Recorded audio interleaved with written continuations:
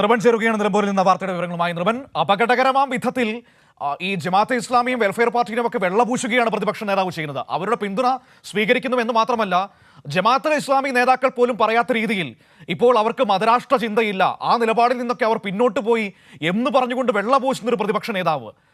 എന്താണ് യഥാർത്ഥത്തിൽ U D F ക്യാമ്പിൽ ഇപ്പോൾ സംഭവിച്ചുകൊണ്ടിരിക്കുന്നത്? ജമാഅത്തിന്റെ നേതാക്കൾ പോലും ഇപ്പോൾ അന്തം വിട്ട് നിൽക്കുന്നുണ്ടാകും പ്രതിപക്ഷ നേതാവിന്റെ ഈ വെള്ളപൂശൽ കണ്ടിട്ട്. തീർച്ചയായും പ്രതിപക്ഷ നേതാവ് ഇന്ന് ആദ്യമായിട്ടല്ല, പലതവണ അദ്ദേഹം ആവർത്തിച്ച് വ്യക്തമാക്കിയ അദ്ദേഹത്തിൻ്റെ മതേതര ജനാധിപത്യ നിലപാട് സംബന്ധിച്ച അദ്ദേഹത്തിൻ്റെ പഴയ പ്രസ്താവനകൾ കൂടി ഓർമ്മിപ്പിച്ചുകൊണ്ടാണ് നമ്മൾ ആ ചോദ്യം അദ്ദേഹത്തിനോട് ചോദിച്ചത്. പക്ഷേ ഒരു തരത്തിലും ലെവലേശം അദ്ദേഹം ഇല്ലാതെ തന്നെ ഇക്കാര്യത്തിൽ ഉറച്ച പിന്തുണ ജമാഅത്തെ ഇസ്ലാമിയുടെ പിന്തുണ ഞങ്ങൾ സ്വീകരിക്കുന്നു, ഉപാധികളില്ലാതെ ഞങ്ങൾ സ്വീകരിക്കുന്നു. പാർലമെൻറ്റ് തെരഞ്ഞെടുപ്പിൽ അവർ നമ്മളെ പിന്തുണച്ചിരുന്നു, അതിൻ്റെ നേട്ടം നമുക്കുണ്ടായി, അത് ഒരു തരത്തിലും തിരിച്ചടി ഉണ്ടായില്ല. പാർലമെൻറ്റ് തെരഞ്ഞെടുപ്പിൽ UDF മുന്നേറ്റം ഉണ്ടായത്.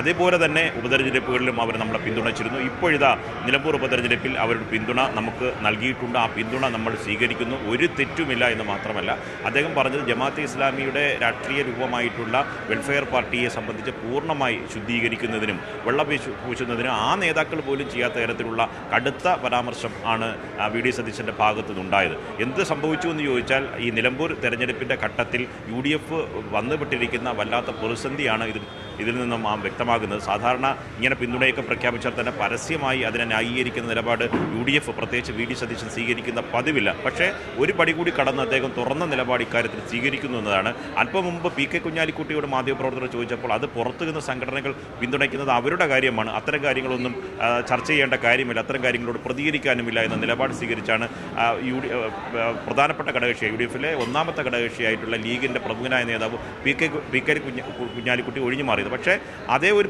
പ്രതികരണമായിരിക്കും സ്വാഭാവികമായും. അത് അവരുടെ പിന്തുണയാണ്, പുറത്തു നിന്നുള്ള പിന്തുണയാണ്. ഒരു രാഷ്ട്രീയ പ്രസ്ഥാനത്തിനോട്, പ്രത്യേകിച്ച് ഒരു സംഘടനയ്ക്ക് നമ്മുടെ പിന്തുണയ്ക്കുകയാണെങ്കിൽ പിന്തുണ വേണ്ട എന്ന് പറയേണ്ട ആവശ്യം നമുക്കില്ല എന്ന നിലപാടൊക്കെ ആയിരിക്കും സാധാരണ VD സതീശൻ പറയുക എന്നതാണ് ഏവരും കരുതിയത്. പക്ഷേ അങ്ങനെയല്ല, അദ്ദേഹം വളരെ ഉറച്ച് തന്നെ, വളരെ ഷാർപ്പായി തന്നെ പറഞ്ഞു. VD സതീശൻ പ്രതിപക്ഷ നേതാവ് പദവിയിൽ ചുമതലയേൽക്കുമ്പോൾ കൊച്ചിയിൽ നടത്തിയ വാർത്താ സമ്മേളനത്തിൽ ഏറ്റവും പ്രധാനപ്പെട്ട ഒരു ഭാഗമായി മാധ്യമങ്ങൾ ചിന്തയുടെ പുറത്ത് എല്ലാത്തിനെയും കൂടെ കൊണ്ടുപോയി അക്ഷരാർത്ഥത്തിൽ UDF കുഴിയിൽ ചാടിക്കുകയാണോ ഇപ്പോൾ ചെയ്തിരിക്കുന്നത്?